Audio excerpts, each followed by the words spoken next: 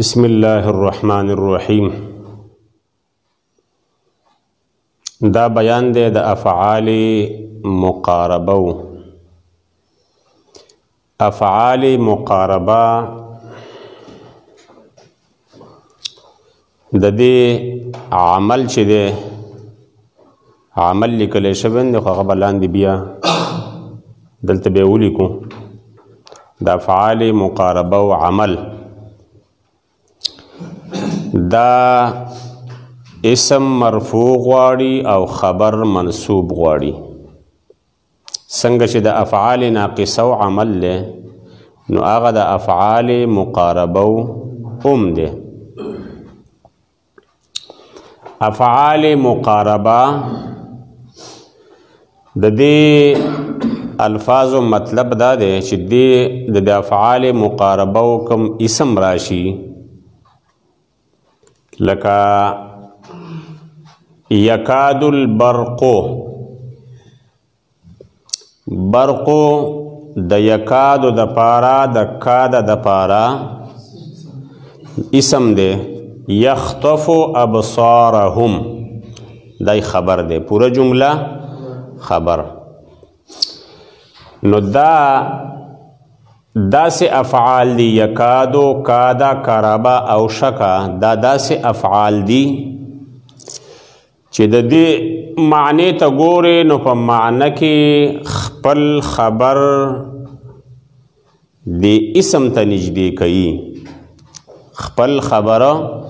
دی اسم ته نږدې کوي.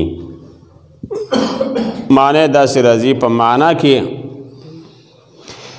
معنی داسې انداز باندې وي چې د دې کم خبر وي هغه دا افعال اسم ته نږدې کوي. د دې معنی داسې ده. مثال په تور باندې اسی یو مثال ورکومه. زید را روان دی او بیا وایم چې نږدې ده چې زید را رواني، نږدې ده. نو ګوره مخکې د زید را روانېدل پای کې د نږدېوالي څه مسله نه وه، د مقاربت مسله پکې، د نږدېوالي مسله پکې نه وه. خو چې ما دا لفظ د نږدې ووې کادا، دا لفظ مې استعمال که په پښتو کې، نو معنی د نږدېوالي پکې راله. دې ته د دې وجې افعال مقاربه ویل کېږي. بیا افعال مقاربه دا په درې قسمه دي. دا درې افعال چې دي نو دا د قرب د پاره استعمالیږي، یعنی خبر خپل اسم ته نږدې کوي، خبره خپل اسم ته نږدې کوي. پای کې یو د کادا، بل کربا، بل او شکا،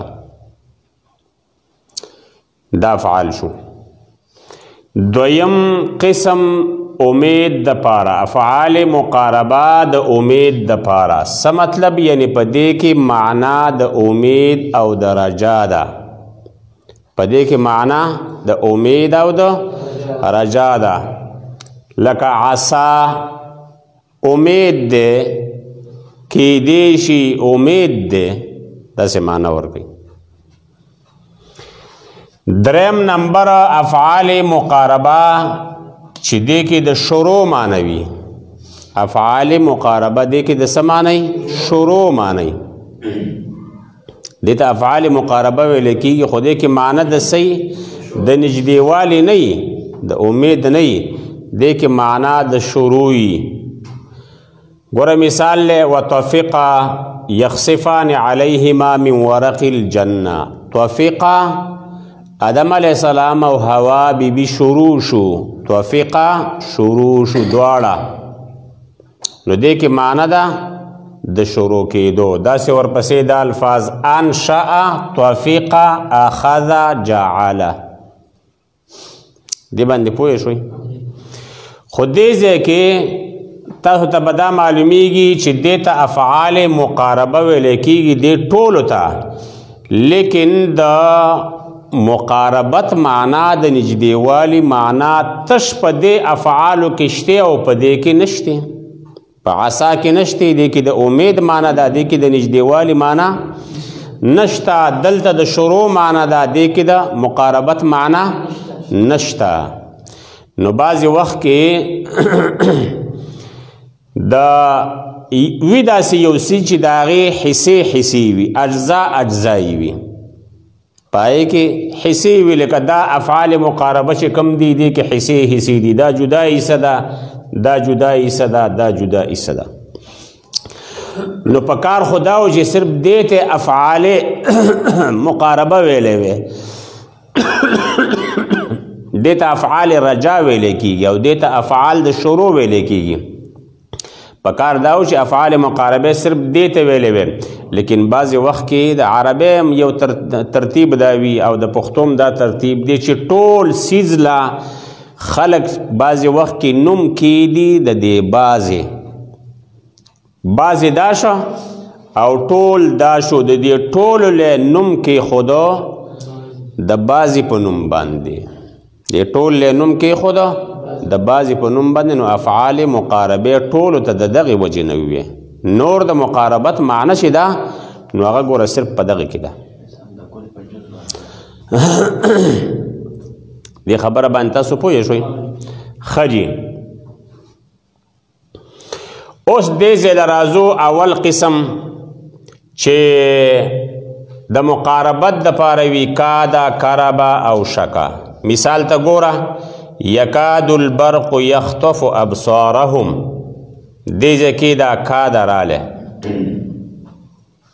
دې ځای کې کاده رالی خو د کاده ماضي مضارع راله د کاده مضارع راله یکاد البرق دا برقو مرفوع دی دا د کاده دپاره د یکادو دپاره اسم شو یخطف ابصارهم یخطف فعل شو په دې کې ضمیر دی فاعل چې هغه برق ته راجع دی هغه فاعل شو فعل او فاعل ابصارهم را منصوب دی دا دواړه به یو ځای کې مضاف او مضاف الیه مفعول به شو د یخطفو دپاره جمله فعلیه خبر شو دپاره د یکادو د کاده دپاره څه شو خبر شو دویم لرازو د امید دپاره لکه عصا مثال عصا الله ان یتوب علیهم عصا الله امید دی چې الله تعالی بیا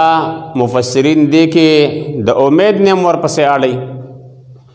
امید دی چې الله تعالی ان یتوبا توبه قبول کی د دوینا توبه قبول کی د دوینا نو دا عصا دا فعل شو د افعال مقاربونا لفظ الله د دې دپاره اسم شو لفظ الله دې ځکه دا موږ څه جوړ کړه لکه د البرقو اسم کو نه فاعل خو مته نه ویلې او کنه ګوري خیال کوئ عسى الله دا اسم شو دا لفظ الله اسم شو او ان یتوب فعل فاعل د دې لپاره فاعل دا مخکې الله شته دای فاعل شو او بیا دا فعل او فاعل چې یو ځای شي نو دا جمله ده ان په داخل شوی دی ان داسې لفظ دی مصدریه چې دا د وروستو جملې نه مفرد جوړوي دا د وروستو جملې نه مفرد جوړوي امید دی چې الله تعالی سوکی ان یتوب علیهم توبه قبول کی د اغوینا نو دا وروستو یتوب علیهم دا قبولواله د توبې وکي د اغوینا دا ان په داخل شو نو دا ټول چې بیا یو ځای کې نو دا د عصا دپاره خبر واقع کیږي او حالت نسبی دی ځکه چې خبر دی څه غواړي منصوب غواړي عصا دریم نمبر افعال مقاربه چې د شروع په معنی راځي لکه انشأ طفق اخذ جعل مثال طفق یخصفان علیهما طفقا دا طفقه ده او دا تسنیه ده طفقا دواړه شروع شو فعل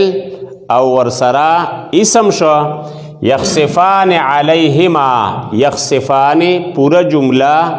دا خبر واقع کیږي د طفقا د پارا او یخصفان علیهما دا پورا جمله حالت نسبی کی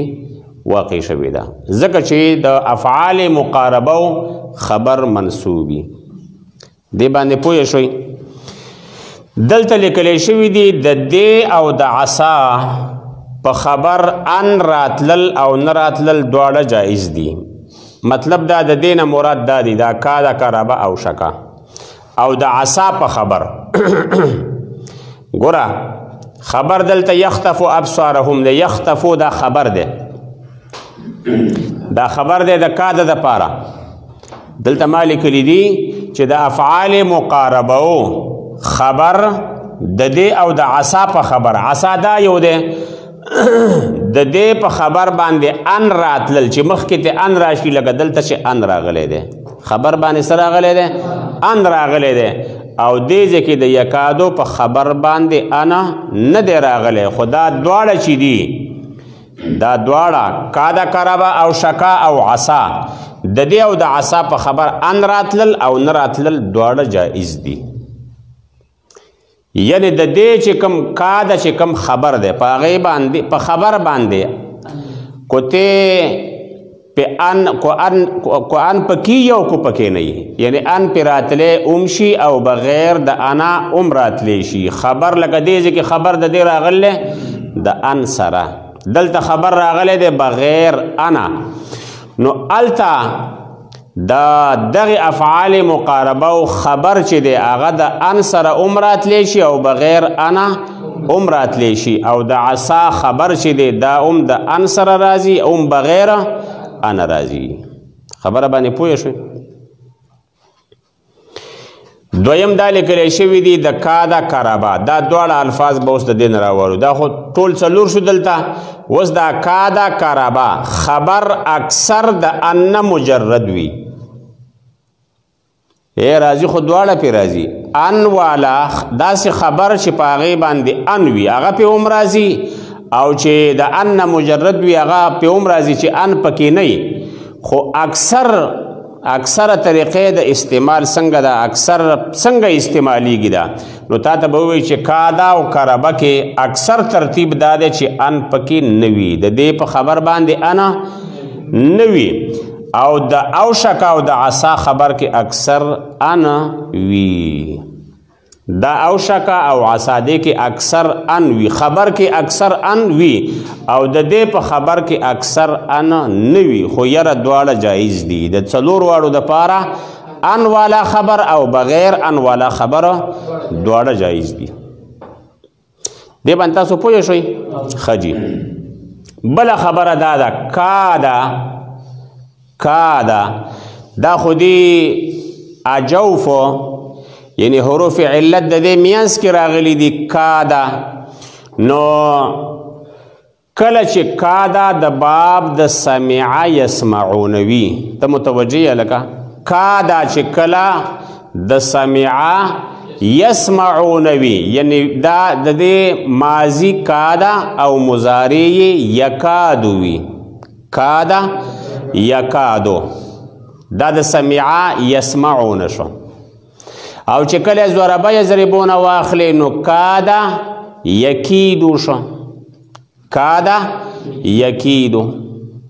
ته پوهېږې لکه نو یو خو کاده یکادو د سمع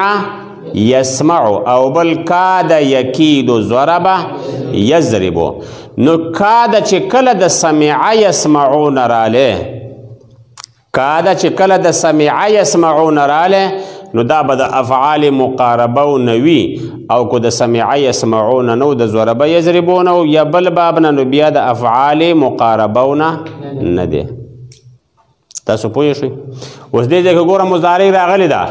مضارع دای ماضي ده کاده او مضارع یکادو نو سمع یسمعو شو اوس کو ته ضربه یضربو یاده نو قرآن کریم کې کاده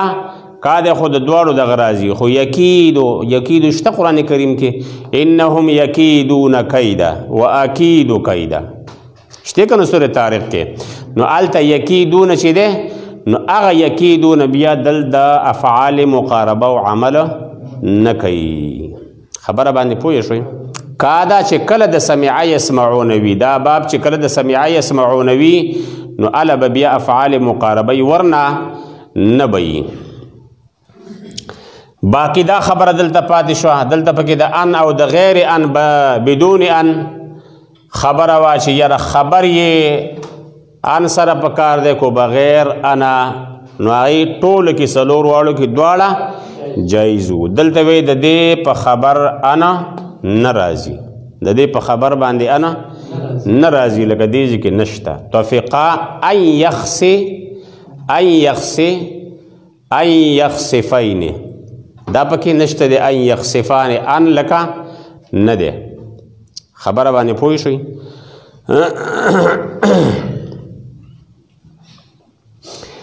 توفقا ان یخسفا نه دی ان یخسفا کو ان پی راشي نو بیا به ان یخسفا بشي ښه پوهېږئ دې باندې نو ان یخسفا دا نه راځي ان فی نه راځي نو یخسفان شو توفقا یخسفان علیهما پوه شوي پې دا اوس یاد کړه بسم الله الرحمن الرحیم دا دی افعال مدح او ضم دا داسې فعلونه دي چې د دې په ذریعه د دې افعالو په ذریعه د چا مدح کیدی شي یا د چا ضم کیدی شي د دې افعالو په ذریعه باندې د چا مدح یا ضم کیدی شي خو په مدح او ضم کې لږ مبالغه وي مبالغه پکې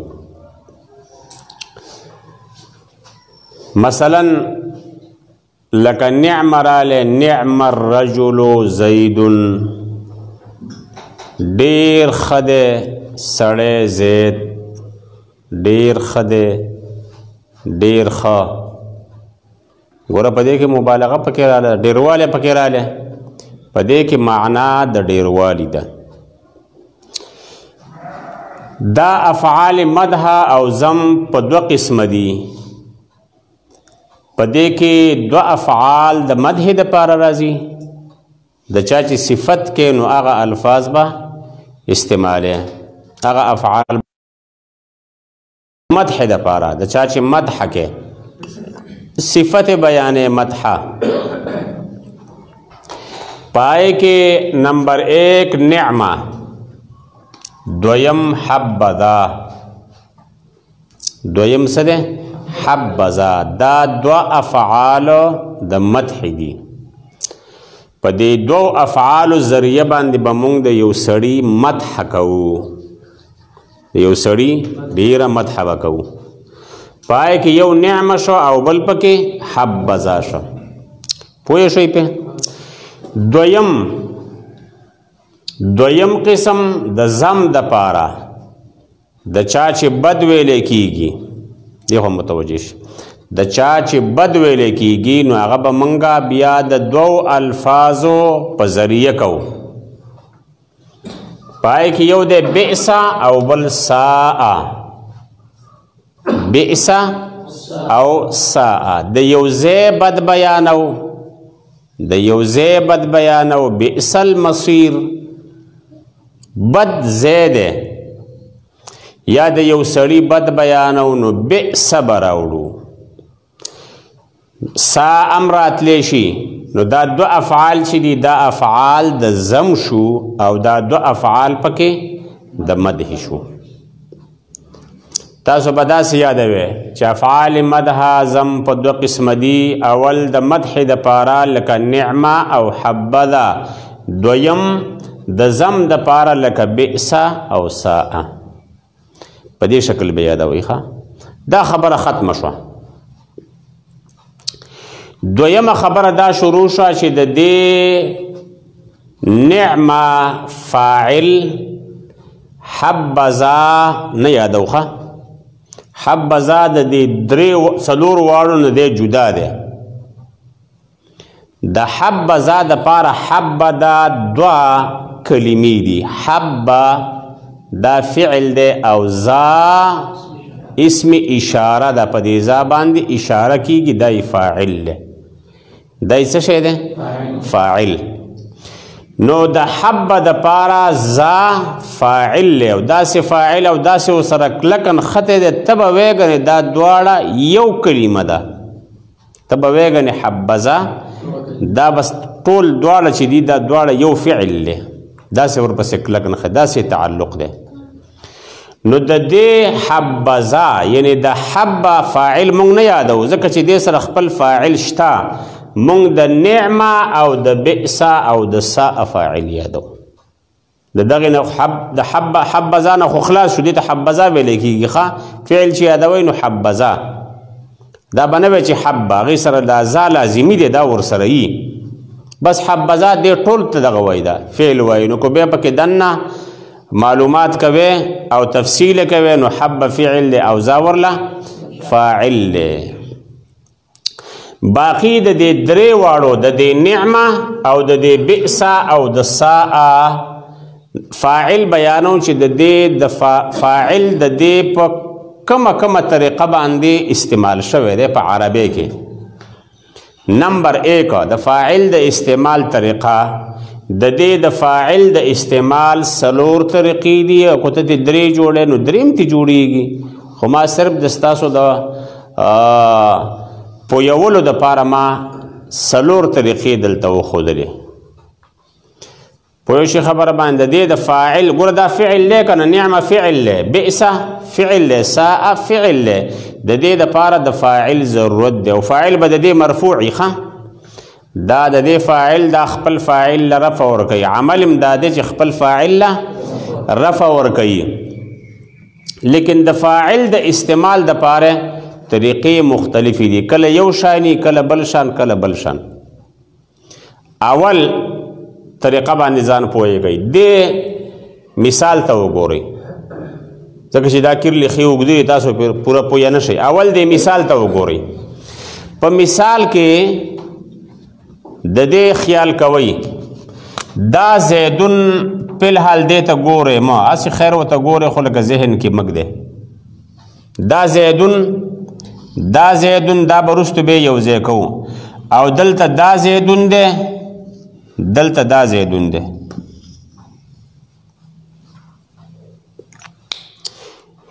دا نعمه راله نعمه دا افعال مدح نشو دلته نعمه شته د دې مثال په ځای باندې نعمه دلته ته اسم لګولی شي خو ما صرف نعمه په دې بنیاد باندې لیکل دی چې مسله لږ اسانه شي نور هر یو دلته لیکلی شي ښه دا درې واړه ټکي دي نعمه بئس او ساء دې فاعل ته ګوره نعمه فعل دی الرجل دی فاعل دی الرجل دا فاعل شو دی فاعل ته ګوره دا داسې فاعل دی چې الف لام پې راغلی دی داسې فاعل دی چې الف لام پې راغلی دی دې ته موږ وایو معرب باللام معرف څه مطلب دا مخکې نکیره و دا الرجل مخکې نکیره و رجلون و دا بیا معرفه شو بیا مونږه معرفه کړه او د څه په ذریعه د الف او لام په ذریعه الف لام په دې رجلون باندې موږ راوړو نو دا شو معرفه د الف لام په ذریعه د الف لام په سبب باندې معرفه شو اوږد نوم یې خو دغه شو چې داسې اسم چې هغه د الف لام په وجه باندې معرفه شوي خو دې ته به موږ لنډ وایو معرف باللام معرف باللام باندې پوه شئ چې دا معرفه وي د الف لامو په ذریعه باندې نو نمبر 1 مثال ته ګوره فاعل به معرف باللام وي د دې فاعل به صحیح معرف باللام دا خبره مې یاده کړه د فاعل د استعمال دپاره څو طریقې دي څلور اول دا چې د دې فاعل به څه وي معرف باللام پوه شوي په اول دا چې فاعل به د دې صحیح معرب باللام مخکې ګورئ مو چې اخوا څه لیکلی شوي دي مثال ته ګورئ د مثال نه تاسو ته وضاحت کوم دویم مثال ته راځو نعم صاحب القوم نعم صاحب القوم نعم عليك ويخشى نعم فعل صاحب القوم مضاف إليه شا صاحب القوم مضاف إليه شا د دې نعمه د فار فاعل دا صاحبو ده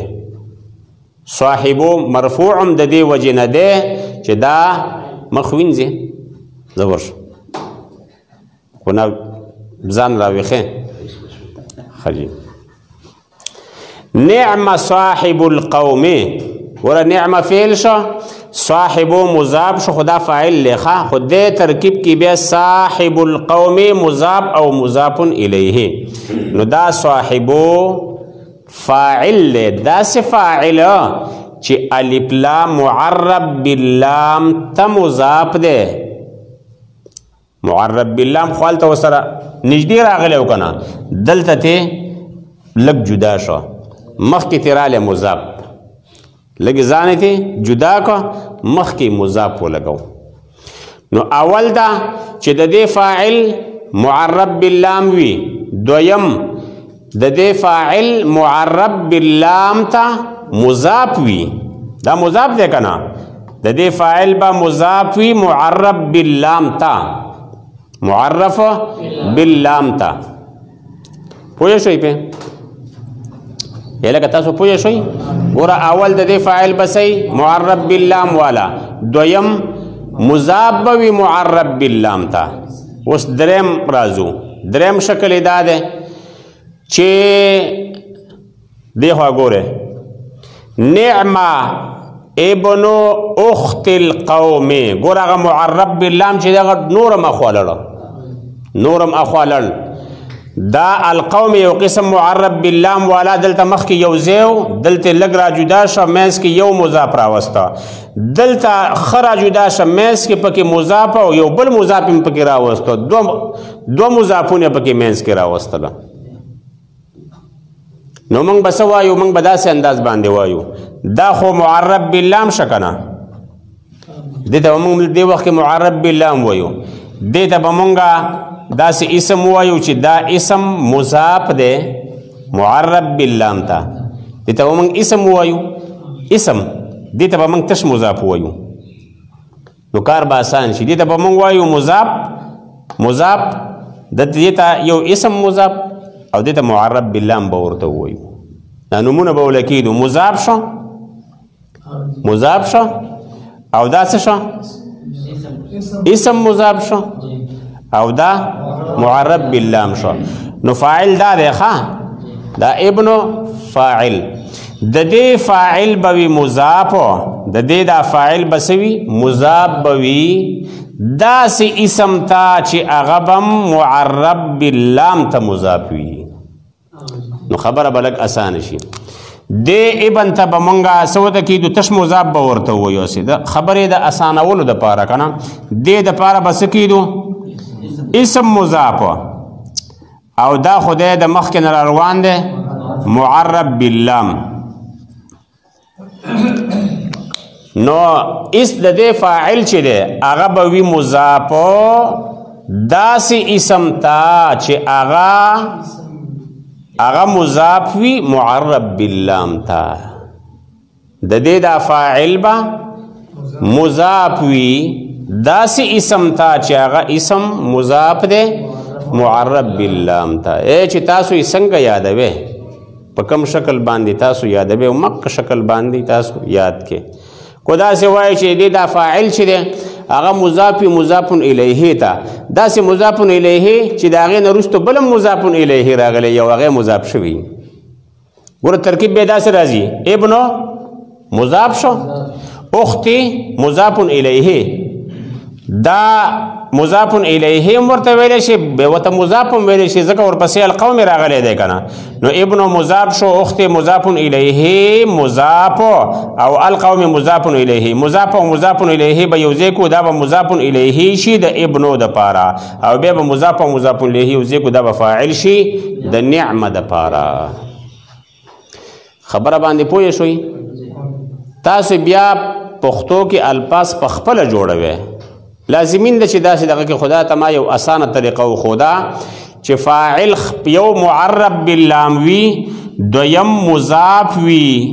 معرب باللام ته دریم مضاف وي داسې اسم ته چې هغه مضاف وي معرب باللام ته دا صرف ستاسو د یادولو دپاره مې تاسو ته اسانه طریقه در وښوده او دا خوا لیکلی شوي دي ګوره ورته د دې د فاعل د استعمال څلور طریقې دي نمبر 1 فاعل به اسم ظاهر وي اسم ظاهر لفظ ته ما ونیو بچ معرب بالله مال خپل اسم ظاهر شو صحیح شو اسم ظاهر وي معرب بالله به وی لکه دا مثال نعم الرجل اے رست دی زیدون ترازم ښه دا مې دنه جدا کړی دی د سین چې تاسو باندې لږ غوندې ګډ وډوالی را نشي هغه مې جدا کړه دویم فاعل با مضافی معرب باللام والا اسم تا دیتا صحیح شو د دې دا فاعل دا مضاف دی معرب باللام تبس معرب باللام والا اسم دغه سم ویل شي معرب باللام تا دریم نمبر فاعل با مضافی داس اسم تا چې هغه مضافی معرب باللام والا اسم تا لکه نعم ابن اخت القوم یا لکه ته پې پوه شولې دې باندې تاسو ښه صحیح ورسئ د دریو باندې کو په دې دریو باندې پوه شوي نه یي راته ووایه چې پوه نه شو بیا یم پې پوه کړم ځکه چې دا څلورم د دې نه بیا ښه جدا دی ښه صحیح پوه شوې ته هم پوه شوې اوس څلورم ته راشه تاسو مثال ته ګورئ ښه تاسو په مثال باندې پوه یوما په دې خبرو تاسو نه پوهېږئ مشکل ای دا مثال تا گورا نعم رجولن دا سی باوگو سلورم طریقه دادا چه پا دی نعم کے پا دی بئس کے پا دی ساء کے داننا دے کے با مونگا زمیر اومنو چه دے کے زمیر پروت دے تا متوجه لگا دی نعم کے با مونگ سوایو زمیر دے او پا کے پٹ دے زمیر مستتر مبهم ده مبهم داسې ابهام کې ده مبهم انداز کې ده مبهم ده که نه نو چې مبهم ده د دې دپاره به وروستو بیا یو بل لفظ راوړو چې هغه د دې مبهم ضمیر مونږ ته لږ وضاحت وکړي تمیز یې راته وکړي جداوالی بیان کړي ځکه چې مبهم ده نو مونږ به داسې وایو چې د دې فاعل به وي ضمیر مستتر مبهم ضمیر مستتر مبهم او رستو بته صفا انداز باندې نکیره راشي نکیره منصوبه پوه شوي دی باندې سلورم نمبر د دې فاعل بسئی ضمیر بوي مستتر بوي او مبهم بوي ورستو به بیا د دې نعمه نه وروستو موږ یو لفظ راوړو هغه به نکیرۍ منصوبه به هغې ته به مونږ تمیز ووایو چې مخکې د دې ممیزه د هغې دپاره هغه د مبهم ضمیر دپاره دا تمیز واقع شي دا څه واقع شي تمیز او د هغې وضاحت وکړي چې یره دا مخکې دا پټ سیزو ضمیر دا وڅوک و سړی وکړو ښځه وه پوه شئ پې ګوره نعمه رجولن شه نعمه رجولن نعمه فعل شو ضمیر پکې دی هغه ممیز چې ترکیب کوي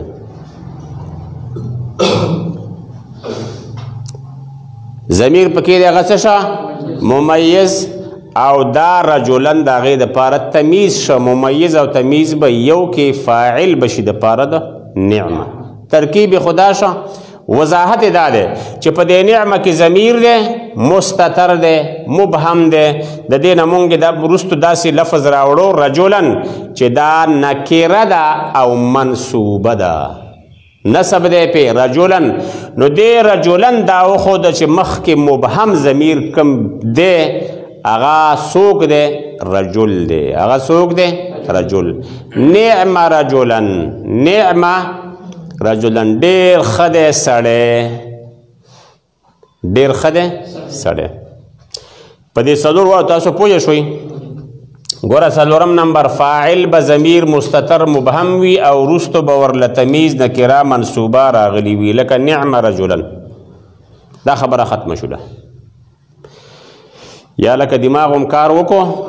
ګوره اول به داسې یاد کړئ چې افعال مدح ضم څو دي څلور په دوه قسمه دي یو د مدح دپاره راځي پای کې دوه ټکي دي پلانې او پلانې دویم قسم د ضم دپاره راځي بئس او ساء دا خبره ختمه شوله د دې د فاعل د استعمال دپاره څلور طریقې دي اوله طریقه چې دا د دې فاعل به معرب باللام وي لکه پلانې مثال دویم مضاف به وي معرب باللام ته لکه پلانې مثال دریم دا به مضاف وي داسې اسم ته چې هغه به مضاف وي معرب باللام ته لکه پلانې مثال څلورم نمبر دې کې به ضمیر وي مستتر به وي مبهم به وي او د دې نه وروستو به راغلي وي نکره منصوبه هغه به تمیز وي لکه پلانې مثال دې شکل باندې به تاسو دا مخکې سبق کې لږ نقصان ماته معلوم شوی دی وجې دې باندې مې تاسو پوه کړئ خبره باندې پوه شوئ یا لکه پوره پوه شوئ اوس راځو دې خبرې ته چې دا زیدون زیدون دلته و دې سره څه کوو اوسه زیدون دا زیدون زیدون به دې پسې راځي ښه کو دلته نعم رالی نو وروستو به ورپسې خامخا د دې فاعل نه به وروستو څوک به راځي د فاعل نه به وروستو څوک راځي ښه خو دلته د نعمه په ځای باندې بئس رالی نه هم د دې د فاعل نه وروستو به داسې څوک راځي کو زیدوني کو عمروني کو بکروني چې هر یو وي خو راځي به یو اسم به راځي خبره باندې پوه شوئ ټولو کې به داسې راځي مخکې کو فعل مدح وا او کو مخکې فعل ضم خو مثال تاسو له ټول د نعمه در کومه په دا مثال په دې بئس کې او سا کې هم چلیږي خو د هر یو دپاره خو مثالونه اوس نشو لګولی څه ضرورت دی خو یو مې تاسو له درکه وښودو دا نور پې قیاس کوي خو حبذا نه ښه حبذا نه دا مسلې چې کوم دي دا د دې نعمه او د دې بئس ساء دپاره راځي اوس دې زیدون ته به موږ وایو مخصوص لفظ به ورسره وایو مخصوص نو کومه دلته د مدح دا فعل دلته ذکر شي نو دې ته به موږ وایو مخصوص بالمدح دا زه چې مدح کومه دا د دې زیات کومه دا یې مطلب دی مخصوص بالمدح دا زه چې مدح لګیم چې یاره نعم الرجل ډېر ښه دی سړی متوجه شه ډېر ښه دی سړی نو دا دی څوک زید دی که نه زید نو دې زید ته به موږ وایو مخصوص بالمدح خو چې مخکې لفظ د نعمه راغلی و فعل راغلی و فعل مدح راغلی وه کو د نعمه په ځای باندې بئس رالی چې بئس الرجل زیدون نو دې زید ته به موږ وایو مخصوص بالضم بالمدح نه ګورې ځکه چې مخکې د لفظ د مدح و ذکر شوی نه دی دا ضم چې د چا کېږي دا زید دی خبره باندې پوه شئ دې ته به موږ څه وایو مخصوص بالمدح او مخصوص بالضم مخصوص بالمدح او ضم فرق باندې پوه شئ مخکې فعل ته ګورئ چې مخکې فعل د مدح و نو دې زید ته به موږ وایو مخصوص بالمدح او چې مخکې افعال د ضم و نو دې ته به موږ وایو مخصوص بالضم او ترکیب چې دی ساده ترکیب چې د دې کوي ساده ترکیب نو هغه دا دی ساده دا به دروخیم دا نورم دقه شان پې دغه کېږي دا قیاس دی پې نعم فعل الرجل د دې دپاره فاعل فعل او فاعل دلتم فعل فاعل دی دلتم فعل فاعل دی او دلتم فعل فاعل دی ټولو کې فعل فاعل شو فعل او فاعل شو او دې زید ته به موږ وایو مخصوص بالمدح بس جمله فعلیه کوي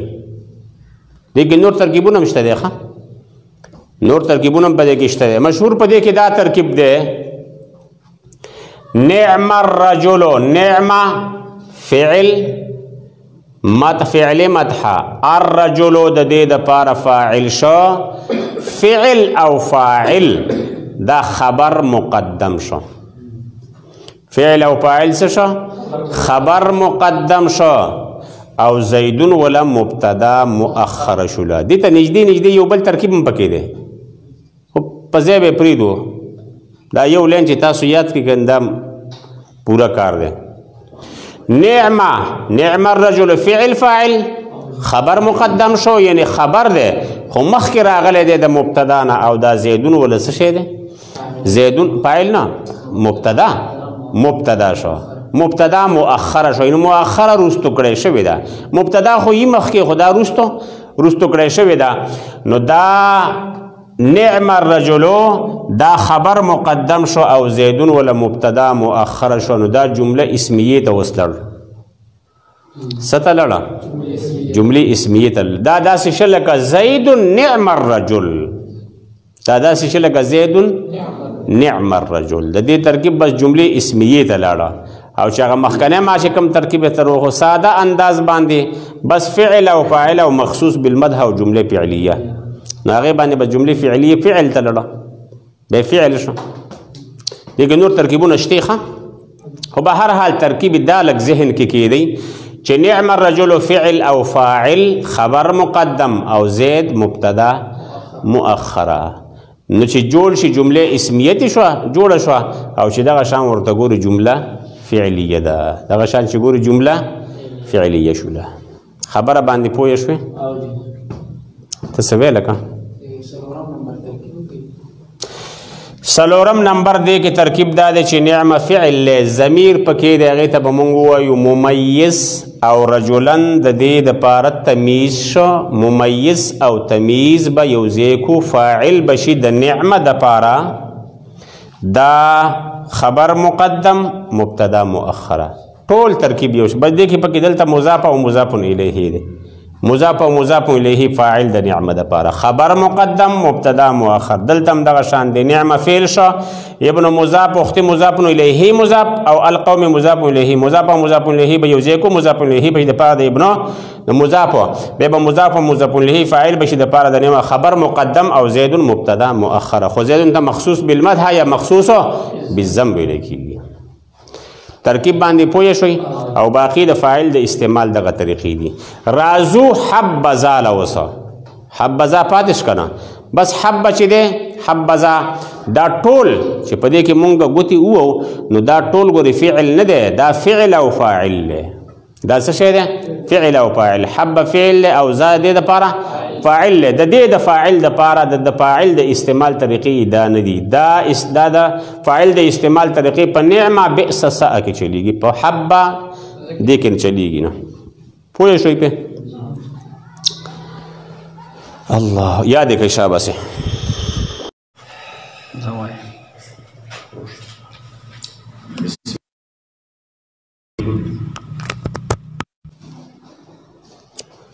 دا فعل تعجب دی. فعل تعجب چې کوم دی د مجردو دا گردانونه شي، دا ضربه شو او سمعه شو او کرومه شو، دا وروستو چې بیا فعل تعجب گردان کیږي. ما اضربه و اضرب به، ما اضربه اضرب به. بیا نحوین خو د فعل تعجب دا دو صیغې ذکر کوي، خو سرپین و سره بیا ضروبه یوه بله هم ذکر کوي. خجی بهر حال په نحوه کې اکثر دا دو چلیږي. ما اضربه یعنی ما احسنه، اضرب به احسن به. پوهیږئ دې باندې؟ خجی اوس د دې ترکیب په کم شکل کیږي؟ ترکیبونو کې هم اختلاف شته، خو به هر حال موږ به یو ترکیب مخې ته کوو. ما احسنه، ما احسنه دا به موږ داسې وکړو چې دا ما د دې معنی به دا وکړو چې ایو شیئن، ما احسنه ما په معنا د ایو شیئن شو ما په معنا د ایو شیئن نو بیا چې مونږ ترکیب کوو نو دا د ما احسنه ترکیب به نه کوو بلکې لاندې چې ستې جوړ کو د دغه ترکیب به کوو دا ما چې دی نو دا په معنا د ایو شیئن شو شیئن ایو شیئن او احسنه چې دی نو دا بیا پوره جمله ده فعل فاعل مفعول به فعل فاعل مفعول به احسن چې دی نو دا دلته به دا احسن دغه کو دا احسن دا فعل فاعل شو او دهو نبا مفعول به جوړ کو زیدن ما په معنا د ایو شیئن او احسنا لاندې را کوز شو فعل فاعل فعل فاعل او هو چې دی نو دا دی مفعول به نو د هو په ځای باندې مونږه اسم ظاهر کېښودو چې ترکیب لږ اسان شي نو دا د دې نه څه جوړ شو ټول ایو شیئن احسن زیدن ایو شیئن احسن زیدن اوس به مونږ ترکیب کوو د ایو شیئن احسن زیدن پوهېږې دې باندې سیبوی رحمه الله امام سیبوی هغه وایي چې ما دا د شیئن په معنا دی هغه ایو شیئن نه وي هغه وایي شیئن شیئن مبتدا واقع کوي نکره ده هم مبتدا واقع شوې ده هغه خپله وجه وله بیانوي چې شیئن مبتدا ځکه واقع شوې ده چې متضمن دی د تعجب معنی له به هر حال جدا مسلې دي خو دا قول چې دی نو دا د سیبوی نه دی دا د فرا قول دی به هر حال دا ترکیب دی او عام نحوین او د نحوی د کتابونو شراح چې دي هغه هم دا ترکیب عام کوي نو ما په معنا د ایو شیئن شو ایو شیئن او احسنه احسنم لاندې راکوز کو او هو چې دی دا مفعول دی نو سپام ولیکو اوس ترکیب ته غوږ شه ترکیب ایو شیئن ایو مضاف شو شیئن مضاف الیه مضاف مضاف الیه دا دواړه به یو ځای کو د مضاف او مضاف الیه نه به جوړ کو مبتدا مضاف مضاف الیه مخکې راغلی جمله اسمیه شوه خدا فعلیه ده جمله فعلیه ده خدا فعل له افعال دي دا افعال دي خدا سي افعال نه دي چې د نورو افعالو په شان په دې کې مونږه دغه چلو دا تصرف پکې کوو او به هر حال دا افعال دي خو چې ترکیب کیږي نو بیا ترکیب د جملې اسمیه کیږي دی خو بیا راړي بعضې جملې داسې ښه چې هغه په خپل شکل باندې چې څنګه وي نو هغې کې ترکیب کېدی نشي نو هغې بیا بل طرف ته داسې راواړئ نو معنا وله خرابوي نه نو لاندې بیا دغه بل دغه چې څه ترې جوړېږي د هغې ترکیب وکړي لکه دا شو ما په معنا د ایو شیئن ایو شیئن ایو مضاف شیئن مضاف الیه مضاف مضاف الیه به یو ځای کو څه ترې جوړېږي مبتدا د دې دپاره به اوس خبر تلاش کوو نو خبر چې دی احسنه دا فعل فاعل شو فعل فاعل او زیدن مفعول به دا فعل او فاعل او مفعول به به یو ځای کو جمله فعلیه جمله فعلیه تی جوړه شوه جمله فعلیه به بیا مونږ جوړ کو خبر د پاره ده مبتدا ځکه مبتدا مونږ نه خبر غواړي نو دا به خبر شي د پاره د مبتدا او احسنه حالت رفعی کې واقع شو تا نه څوک ته پوښتنه کې چې احسنه کوم حالت کې ده ته به ورته وایې حالت رفعی کې ولې ځکه چې خبر دی او خبر وي مرفوع دا خبر شو مبتدا او خبر با یوځای کو جمله اسمیه خبریه جمله اسمیه خبریه ته جوړه شو جمله اسمیه شوله دا د فعل تعجب د دې یوې صيغې ترکیب وشو دې باندې تاسو پوه شئ ما احسنه ما مبتدا ده خو اول ما په معنا د ای شیء مضاف الیه مبتدا او احسنه احسنا فعل فاعل او هو دای مفعول به شو د زیدن پشان نو فعل فاعل سره د مفعول به نه جمله فعلیه خبر شو د پاره د مبتدا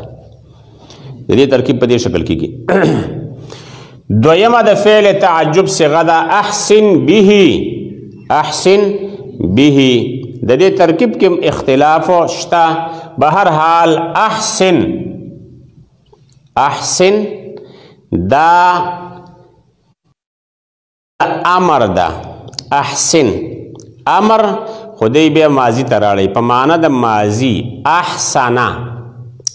ته راوړی احسن کم خوا راوړی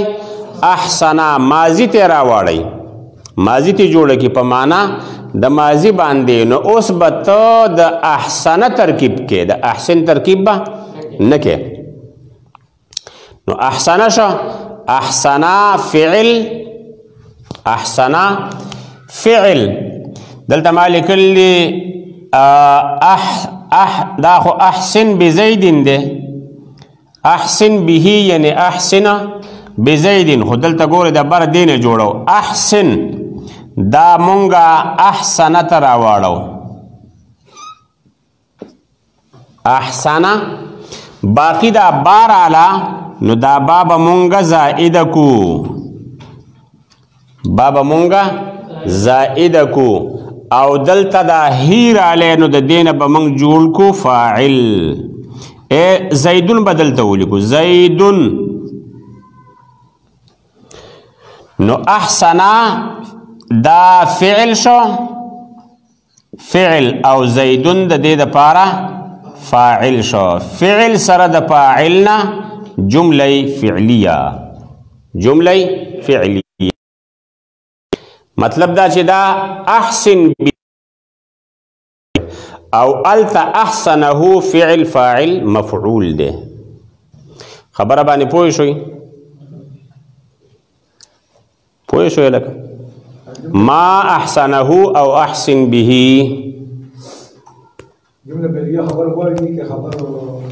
خبر باندې څه کې ده دا یاد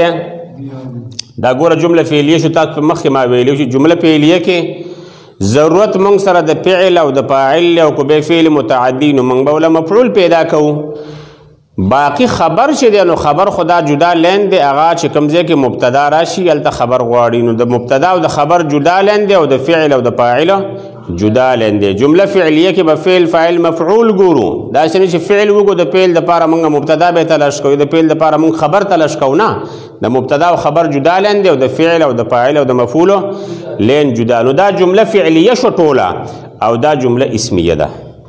د دې جمله اسمیه جوړه شو په ترکیب کې او د دې جمله فعلیه جوړه شو خبره باندې پوه شئ ما احسنه او احسن به چې بیا معنی کوي څومره ښایسته دی پلانه تعجب دی کنه د دې تعجب کیږي داسې معنی باندې کې چې ما احسنه ای شیء کم یو سی دی چې زیاده ښایسته کړی دی معنی به داسې نه کوي دا خو ترکیب لین دی دا چې کم لین مونږ دلته ولیکو نو دا د ترکیب لین دی په دې شکل باندې به ته معنی نه کوي چې د ما احسنه ته معنی وکړي چې کم یو سیز دی زیاده ښایسته کړی دی د دې الفاظو معنی وکړي نه تعجب خپله معنی ده څومره ښایسته دی زیاده څومره ښایسته چې معنی کې بیا ګورې دغه فعل فاعل لازي ده چې معنی ته ګورې فعل څومره ښایسته دی ښایسته او زید فعل فاعل شو نو معنوي انداز باندې ومغه تعجب تلل او جمله فعلیه شوله باقی د ترکیب په لحاظ باندې او چې ترکیب کې نو دې شکل باندې بکې ترکیب به په دې شکل باندې کې ما احسنه او دلته احسن به شو پوه شوي په